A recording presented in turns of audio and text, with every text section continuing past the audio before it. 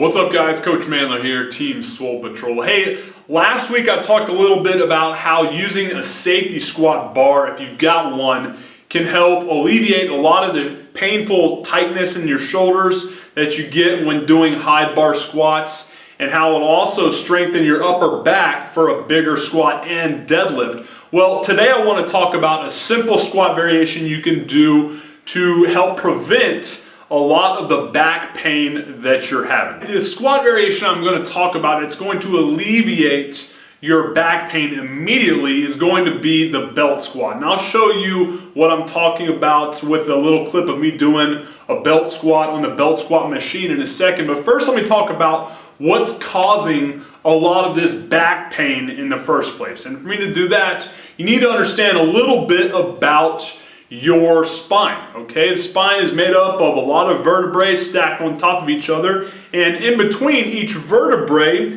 is going to be an intervertebral disc. Imagine my phone is an intervertebral disc, okay? And in between these two knuckles, okay, my hands, think of those as the vertebrae and the phone as the intervertebral disc. What's going to happen over time when you're squatting is that compressive force, it's just going to jam down, is eventually going to wear on that intervertebral disc. And the spinal nerve that's wrapped around your around each disc and vertebrae eventually is going to get irritated. And that's when you hear people, pinching their nerve, and eventually over time, if you continue with a lot of compressive forces that are on your back, axial loads, if you will, eventually those intervertebral discs are kind of like brakes. Eventually, brakes wear out, and that's no good. It's eventually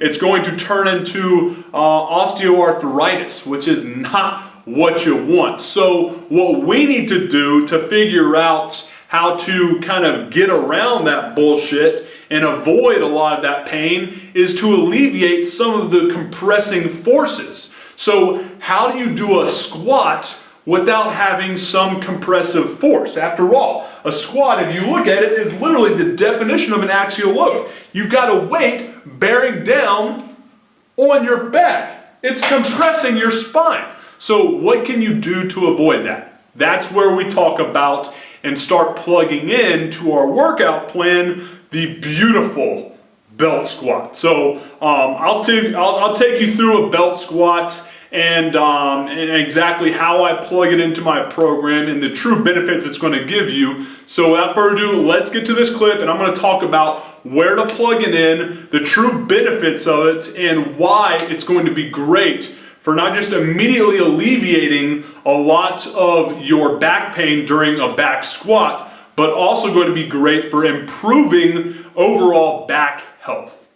All right, with these belt squats, typically what I do is do them right after my barbell squat or deadlift on lower body days. I'll do anywhere from 3 to 5 sets of 10 to 20 reps. It gives you a lot of good time under tension, addressing those weak point muscles so that you can improve your squat and your deadlift while getting a lot of hypertrophy work in your quads, hamstrings, and glutes as well, all without worrying whether or not you're stressing your spine because of the compressive force on a lot of axial load exercises like barbell step-ups or barbell lunges. Not only that, but it also increases the flow of synovial fluid in between the joints, which act as a shock absorber and a vessel for clearing metabolic waste and delivering oxygen and nutrients throughout the joints. Guys, hopefully that video helps. If you enjoyed it and want more of the same, make sure to hit the like button. If you have any other meathead riddles, any Ask MANdler questions that you want me to hook you up with, then simply ask them in the comment section below. Subscribe to the channel so you don't miss out on any of the free kick-ass tips